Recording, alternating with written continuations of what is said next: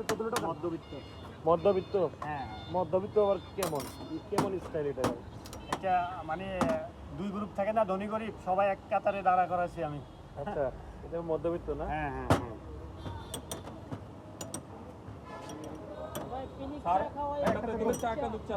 Thank you. হ্যাঁ, একটাতে তুলে একটা দুধ।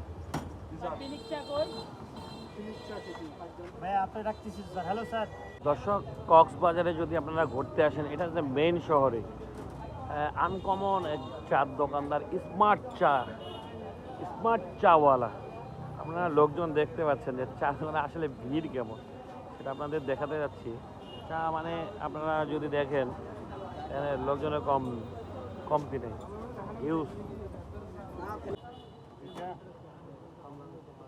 মালটা 3 না?